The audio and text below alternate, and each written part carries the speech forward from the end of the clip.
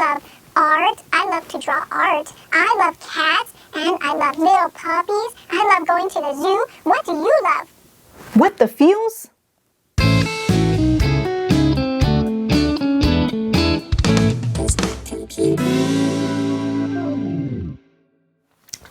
Hello and welcome. Today we're going to be looking at love. And to help us, we are going to complete a task to help us think through and feel all the things we need to feel as we're going through and thinking about love. So let's get started.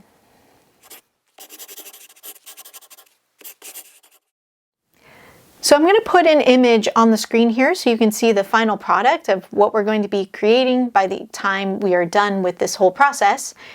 And we'll kind of go through the steps. So the first thing you're going to want to do is create a list. A list of all the things that you love. And the list can include anything and anything, anything and anything, anything and everything that you would like to include.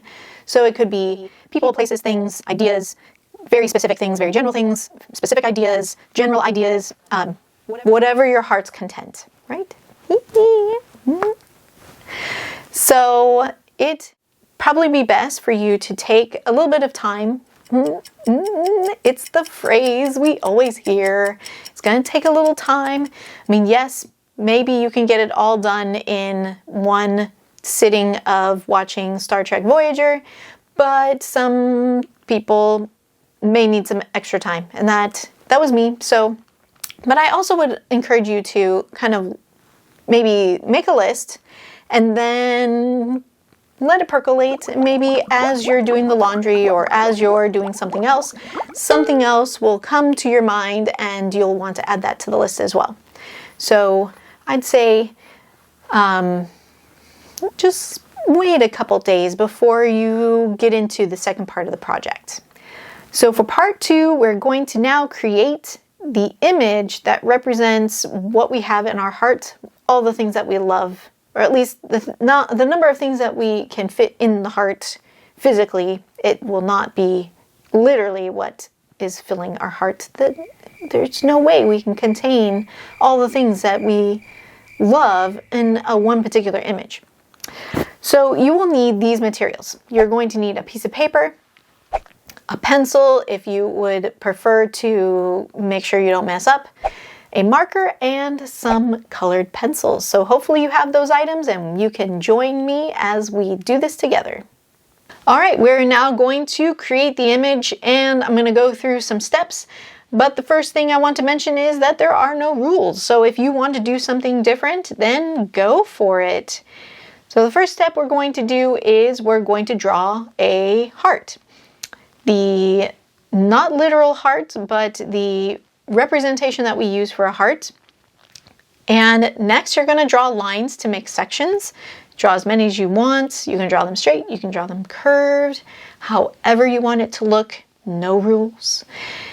Number 3, you're going to color in the sections. So using your colored pencils, color the sections whatever colors you want. Maybe you want to use your favorite colors that you love.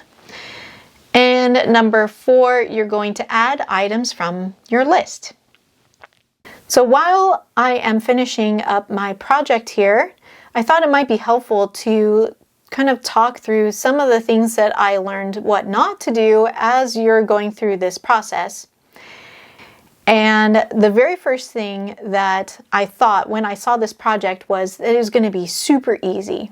I saw that the end product was easy, talking about things that you love. Yep, I can come up with those things. That's going to be easy. This will be super easy. Well, little did I know that that was not true. Now, yeah, the first 10 items, those were easy to come up with. But then all of a sudden I hit a wall. And when I hit the wall, it became a question of, is this something I really love or do I just like it? And I started overthinking about things and trying to quantify the love and really getting way too far from what the whole point of this activity was. And it was not meant to be an end-all be-all list. It's just meant to remind you and to think about all those things that bring you happiness. And so what really helped me get through that was that this is what I love right now became my mantra. And so I was able to add a lot more things to the list because I stopped putting the burden on myself of coming up with the list. It doesn't have to be the list of all things. It could be, what is the list right now? And later on, maybe my list will change.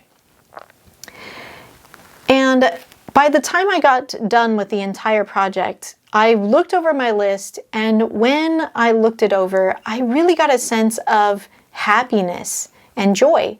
And that's, like I mentioned, the most important part. Yes, you're commemorating these things on paper, but right now at this moment, these things are bringing you happiness. And in that, it unlocked another emotion, and that was gratitude. So when I look back and I think, butterflies, that's something I love, I think of gratitude and appreciation when I am even thinking of the word butterfly. It gives me those emotions. And when I see a butterfly, whether it be a reel or picture, I get that emotion and that gratitude because of what it is and then what also it does for me, which is it brings me happiness and joy, and therefore I love it. We have come to the end of the video, and I hope that as we've gone through the process of thinking about things that we love, that you have learned a little bit about yourself. And if you're anything like me, you have learned that overthinking is a major culprit when it comes to thinking about the things that just don't get enough thought taken to them. And that makes some sense. My sentence didn't really make sense, but that makes sense because obviously we're not thinking about them for a particular reason. And that reason is probably because we tend to overthink. And therefore we don't do it. Who wants to overthink about things? I don't want to overthink about things. So then I just, there it goes. And I hope that you join me next time when we look at something different. And with that, I will say goodbye.